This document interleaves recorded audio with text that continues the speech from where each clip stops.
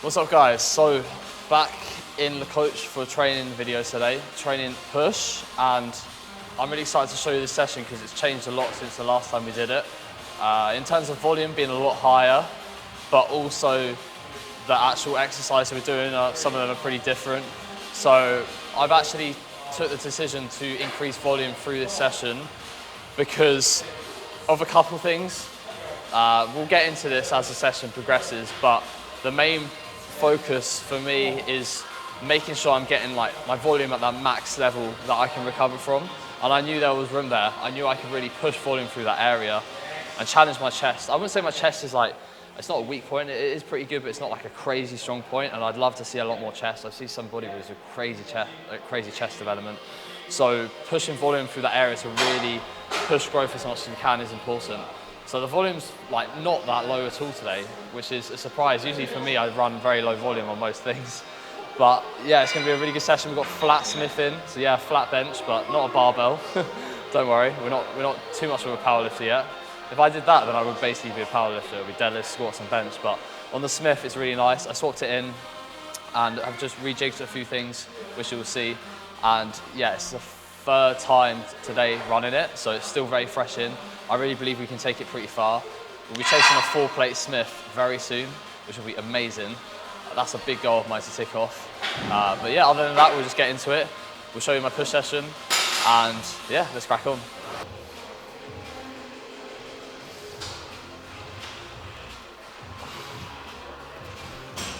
So it's actually something I'm really focused on before my presses, is making sure everything's warm, my rotator cuffs are warm, my chest is warm and open.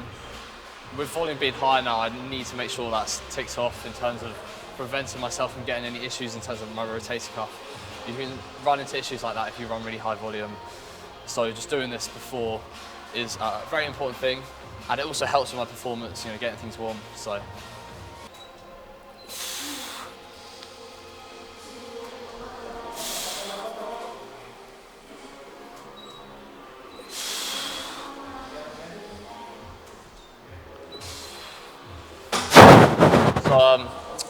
Something to add as well, I'm going away to Portugal tomorrow with my friends. I'll still be training there, but it'll be like a nice breakaway, change of routine, enjoying myself a bit with mates. Something important, you know, switching off a little bit. I'm very bodybuilder lifestyle, it's just very monotonous, so I'm gonna look forward to doing that. But as a result of doing that, I'm flying at 6 AM tomorrow. I would have meant to have this session tomorrow, but I knew I could probably push it a day early. Recovery feels fine. This means now Saturday and Sunday will be rest, which is important because sleep will be worse because of travel. And then Monday I'll be back into training. So yeah, this push session is a day early. We'll see how it goes. I think it'll be fine because recovery is always pretty good into this session. But that's something to stress. If you can also regulate rest days for situations like this, you know, moving a session around, you know, maybe adding a rest day or just delaying a session or moving it forward in certain situations, is important to be able to do that. That's why I love having a rolling split. I don't stress about the days of the week I train, so I can always change that. For some people, they can't do that. But if you can, like if you could potentially, you know, have a rolling split, so it's not set on days of the week and you don't stress about training on certain days, you can be smart and you won't be forced into a situation where, like tomorrow, for example, for myself, I would have gone and trained push once I got there, and that would have inevitably been a poor session in a different gym with like poor sleep. It's not what you want. It's really important to stress, especially on like a flat Smith, is just trying to cue convergence. Like obviously you can't make it converge, it's a Smith, but just think about this and then drawing your biceps to you and then away from you as you go down. So as you come down, think about taking your biceps away and then together. And that will just increase the amount you can stretch and then also shorten your chest. So just think about exaggerating that either end. And then you can make a barbell work, you know, and a lot of the time people nowadays, they stress, oh, you can't do flat bench, you can't do like a flat press, or you can't do the Smith press, and it's awful. And the trouble is that whole approach of optimal training is limiting for some people, because some people, they might not have access to good kit. They might be training in a home gym. And you can make anything work. I've done it, I've done flat bench, I've grown a lot from it. Like, yes, it might be not perfect, but you can make it work. And if you make the intent right with your training, and you think about what you need to be doing, you can still get a lot out of it. So yeah, just make the best out of, you know, what you've got access to by using good form.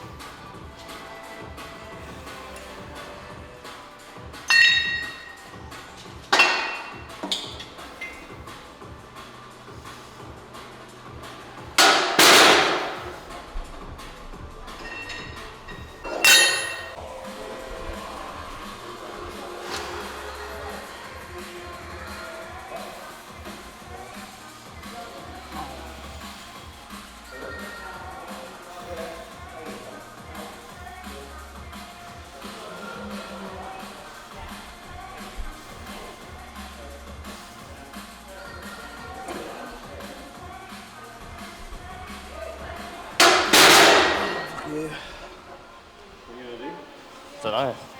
What was your last one? I did 3.5 for 6.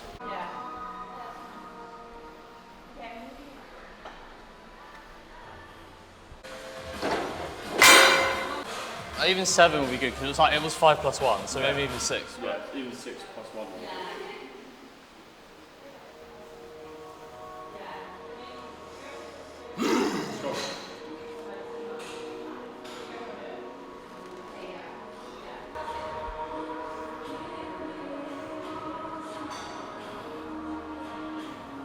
Let's go. 3, 2, 1, yes!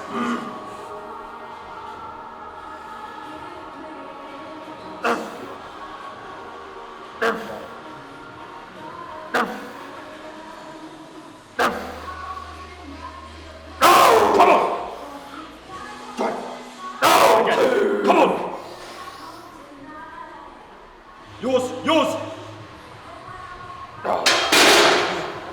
Not too, but ooh. Fuck. Felt good. 4 plates is coming. A few weeks. Maybe like a month or 2.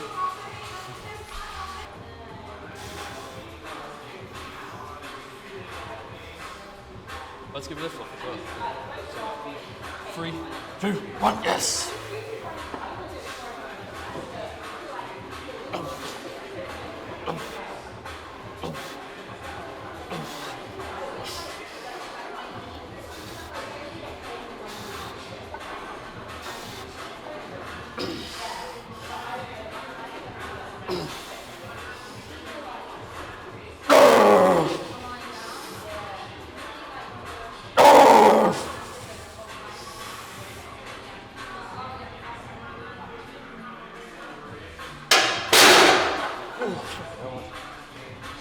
Good man. Oh. Just. Oh. To be fair, one thing I noticed about a flat that I really like is a lot of time you do an incline, you go up there and then you're pressing, and you see a lot of people, they pick their head up. When you do flat, like you're right under the weight, your head is literally so firmly planted on the bench. I can really think about like my feet, everything, get my upper back tight. So the stability is so good.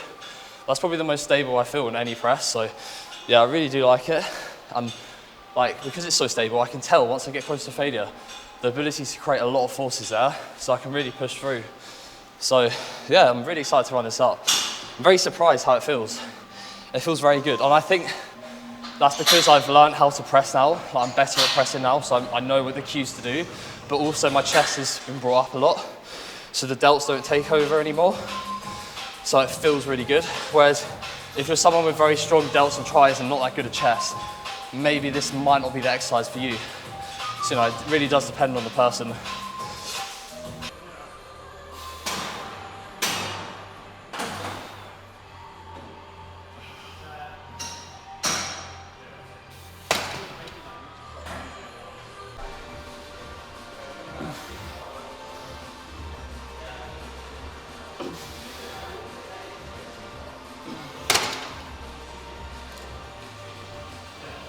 So I've actually just swapped this back in. I was doing the plate loaded, but it's too heavy in the short. Anything that's really heavy in the short, if you do it second or later, it can be really tricky to progress. I'm talking like every week it's just up and then it's down next week, it's up, it's down next week.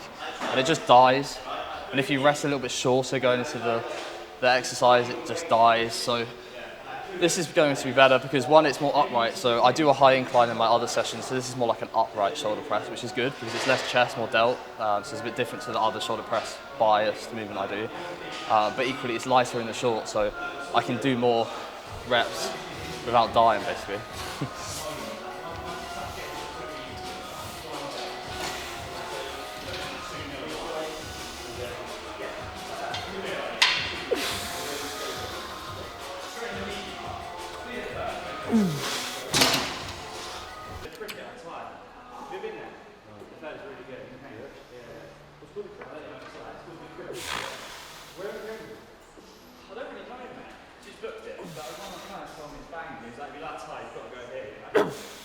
The best type-based we know, my family is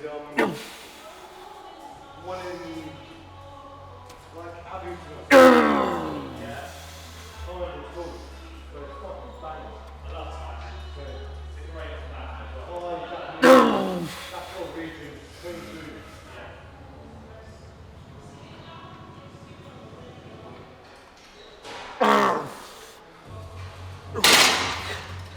Oh.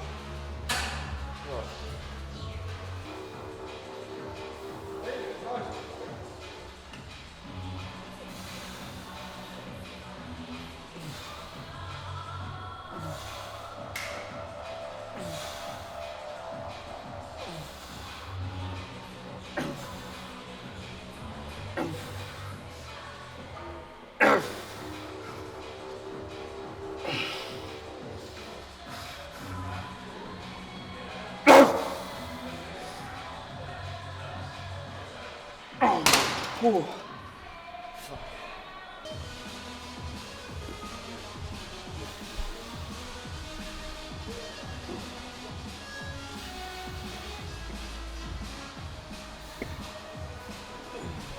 So you'll notice I'm doing dumbbell pressing, third in. The reason I'm doing this is because if you've been watching my YouTube for a while, you saw I was battling the 60s for a long time, and they're just like disastrous to press. They're absolutely stupidly big. Like they're probably the biggest 60s ever. And as a result, it's just so hard to be stable. So in a couple months, I'll be getting new dumbbells, 60s and 70s, the same as all the way up to 50s. So if I can just learn the 50s and just do them for now, and then once the new dumbbells come, if I want to swap out Smith at a different place, I can put dumbbells in first if I like. And then it gives me a lot more time now just to battle the 50s at third exercise, where they'll be way more challenging. Whereas if I did it first exercise, I'd be getting 15 plus reps.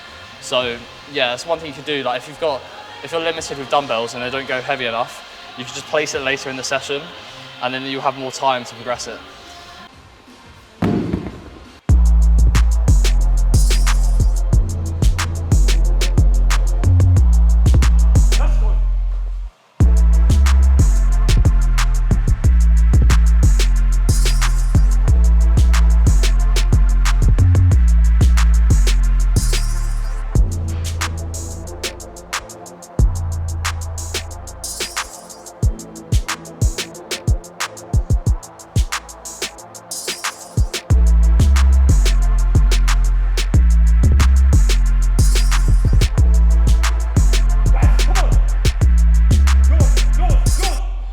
That was good. Oh. So you did that second. You did that short per second, and then this, and then you got that. Okay.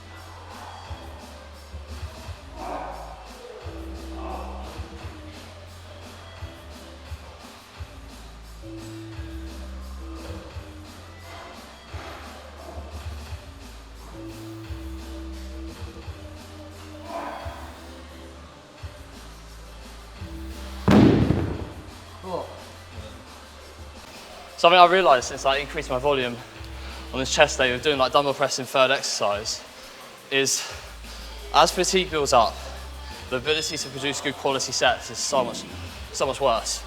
Like now I'm having to stay so focused. That back off set with the pauses, I had to stay so calm throughout the whole set because I'm so fatigued. Like if I don't have that concentration and accuracy, the set will go and I'll just die. And it's all about breathing, where you brace. So for a lot of people out there, like, don't overdo your volume if you are going to want to get absolutely everything out of those individual sets. Only do it when you, like for example, what I said about doing the dumbbell press later, like I'm only doing that after 4 sets of pressing because I've dumbbell pressed for so long. Like it's such a skill that I'm so used to, I can do that. And when I first did it, it was difficult. I'm getting better at it now. If this came in earlier in the session, it would feel so easy. So it's just something to be aware of. It's like you can add a lot of sets to your sessions, but you're going to get a little less out of the sets you do later on. And it's whether that cost is worth it, basically.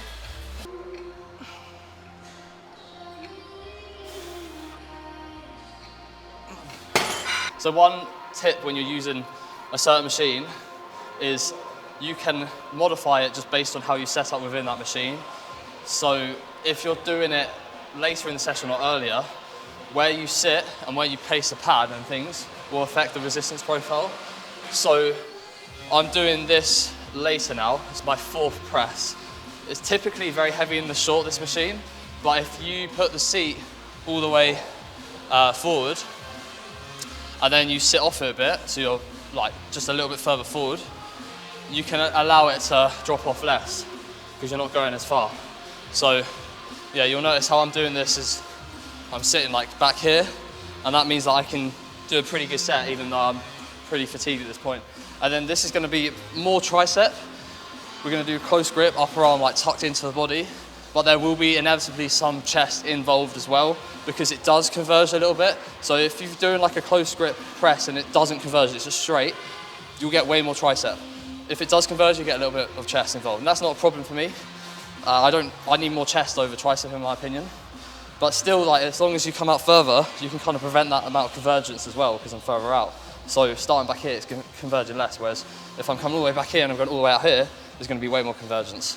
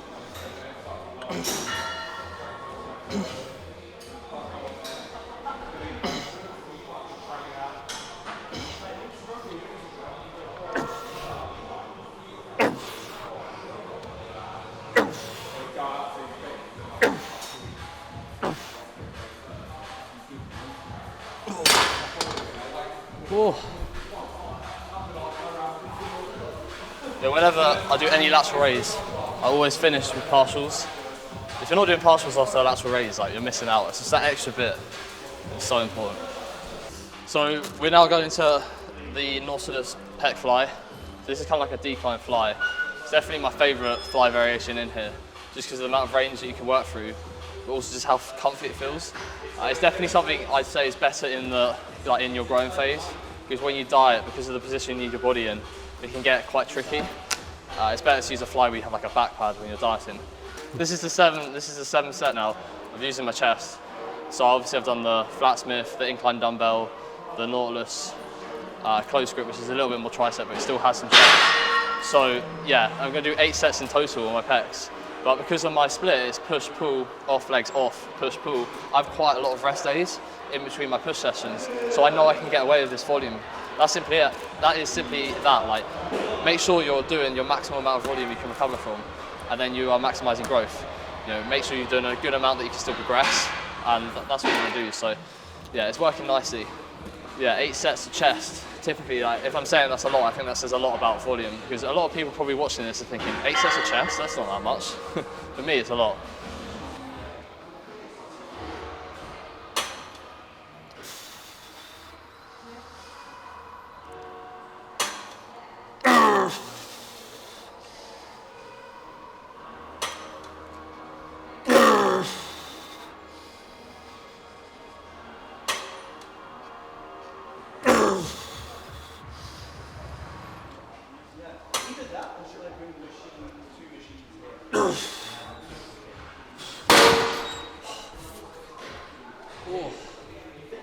Yeah, that fly is just insane.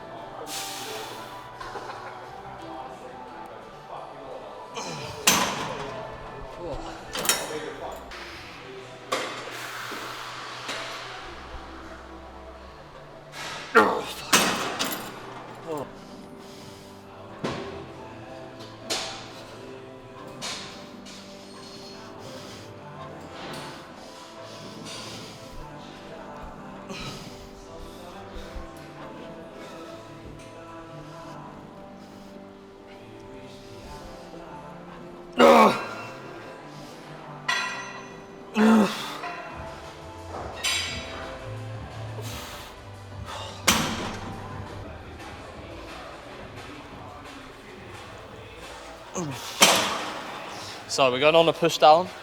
So this is literally just biasing the short head of the triceps, so the outer part. So I'm not trying to get that much, like, obviously you want to stretch out, but that's not what I'm thinking about. I'm thinking about what I'm doing down here. I'm really emphasizing that. So when you push down, think about almost rotating out. So you're really pushing out to get that short head working. A lot of people, they just push down like this and they don't think about it. If they're trying to bias the short head, we need this to really, really happen at the ends to get the tricep as short as possible. So I'll do this first when the tricep's fresh, focus on the short range. And then after that, I'll go into something that has an arm above the head. I'll stretch out and then work the long head of the tricep.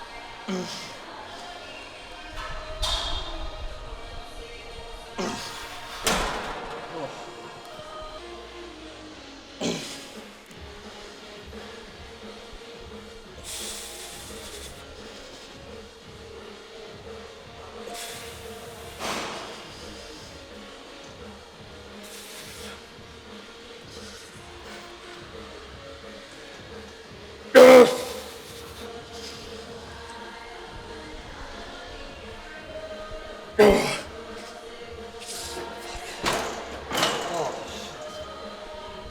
it kills.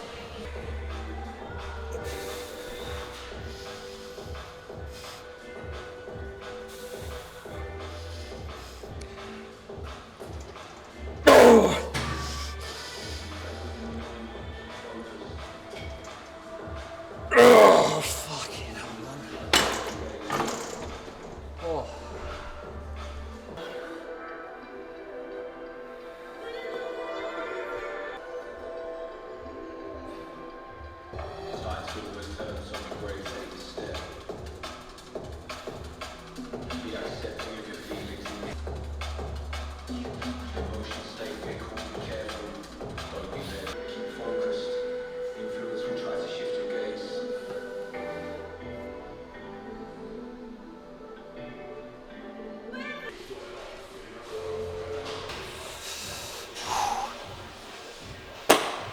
So that is a wrap for today's push session. Very good session. Very happy with how Flatsmith is going. I know that 4 plates will be there in like maybe 4 rotations, which would be crazy. I've always like dreamt about pressing 4 plates. I know it's not quite the same as a 4 plate bench because the bar's like 10 kilos, but it's not far off. So yeah, very happy with that. But yeah, we're just gonna keep going with these sessions right now. I'm feeling so good. About 24 kilos up from my lightest ever weight in a prep when I was like really depleted. I just feel so strong here, like I feel so good in the gym. So it's about just trying to keep this running without getting like too soft, you know. But yeah, very happy with that. So thank you for watching. I appreciate all the support on the YouTube. We're gonna keep these videos coming as much as we can every week. And yeah, I'm very excited to see where YouTube's going right now. It's moving really quick. And that's thanks to you guys supporting, liking, commenting, and all that support is so appreciated. Because I think it's only been a year and a bit now since I started YouTube. And at the start I was very anxious. I was a bit like, oh, is this really going to be, you know, talking in front of the camera, all that stuff. And it's just crazy to see where it's moved so quick. And like I said, that's thanks to you guys. So yeah, like and subscribe, all that stuff. And yeah, I will see you in the next video. Cheers.